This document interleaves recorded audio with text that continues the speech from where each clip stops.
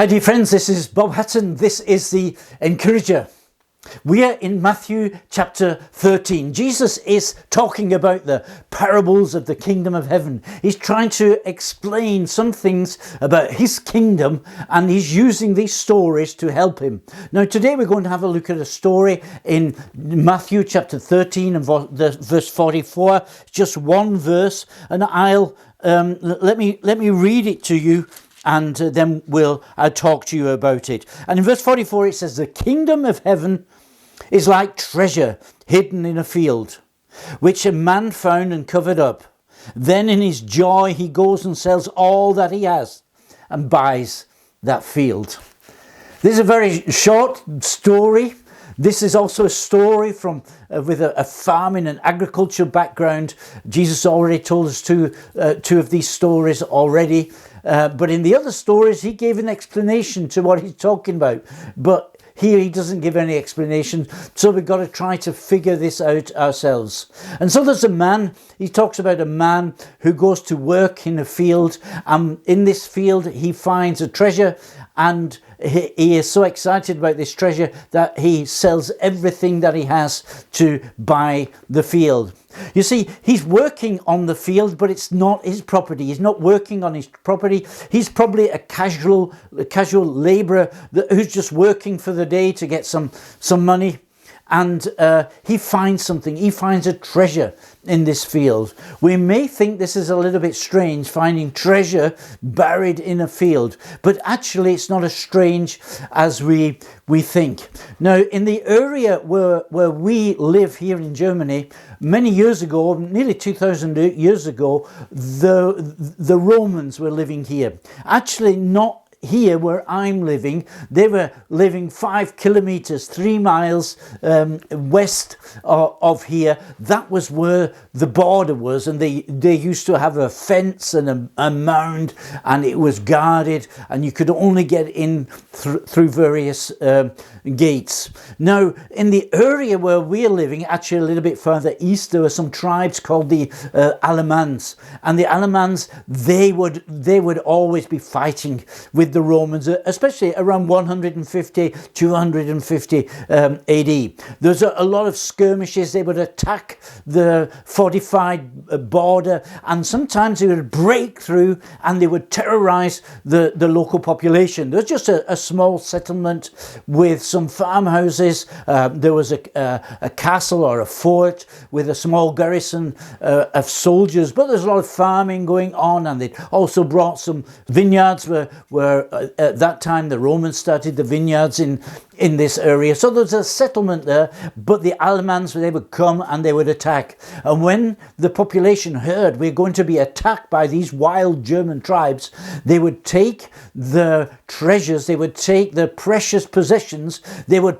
wrap them up, and they would put them in the well just outside the house, and they would run away, run for their lives.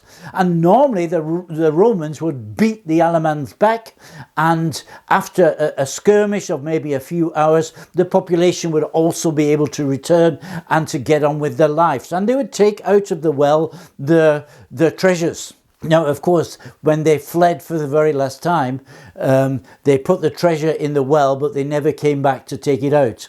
And we actually, a few years ago, we had a church building, and we were building very close to this border line. And we were nearly finished the building, and suddenly the archaeologists turned up, and they started looking around in the dirt around the building that we'd built, and they informed us that where we are building, there used to be a castle. 2,000 years ago, there was a castle or a fortress where the Romans were stationed. So they started looking for stuff, and in fact, they did find some pots that the Romans had put there, and we were a little bit afraid they're going to stop us building, and we wouldn't be able to continue. But suddenly, across the road, there was another building site where they were building a house, and there they found a well, a Roman well, and there was lots and lots of treasure in there, and the treasure is now in the museum in Stuttgart. So these things did happen. And this man, he finds the treasure. But the thing is, the treasure doesn't belong to him because the field doesn't belong to him. So he hid the treasure. He went home. He told his wife, we're going to sell up everything we have. You know, our little house, our little shack, we're going to sell that. We're going to change everything into money. Everything that we have, we're going to change it into money. And I want to buy that field. And she must have thought her husband was crazy. Why on earth does he want a field? But he bought the field. When he bought the field, he had great joy because now the treasure was his and he had greater possession as before. Now, what is Jesus trying to tell us? Well, he's telling us that, you know, the kingdom of heaven is like this treasure. The kingdom of heaven is something very precious. Now, this man, he went to do his work on that morning. It wasn't thinking about anything. It was a day like every other day. And he was probably just thinking, today I've got to earn some money so that we can survive tomorrow. He needed money to buy food for his family, and then they needed to just survive one more day. And that was his daily routine. He wasn't looking for anything. And he was so surprised that he found this precious treasure. And I know that there are many people who are living one day after another, not a care in the world, maybe not looking particularly for anything. That was my story.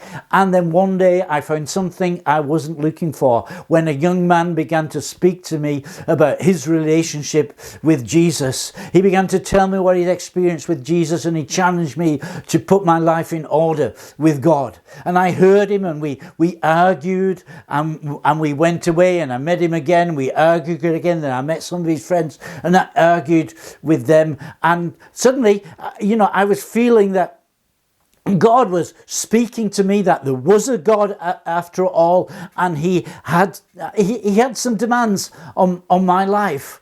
And I realized this life would be better, living a life with God would be better than the life that I was leading. And so in the end, I decided I was going to follow Jesus. I mean, the Holy Spirit was convicting me, and there's all kinds of things going on in my life. So I decided I was going to follow Jesus. But I knew it was going to cost me because I was a young man. I was a soldier. I was at the beginning of my military career. The other soldiers wouldn't like that. They would make fun of me. They would laugh at me. Some of my friendships were going to be broken. I was going to lose friends.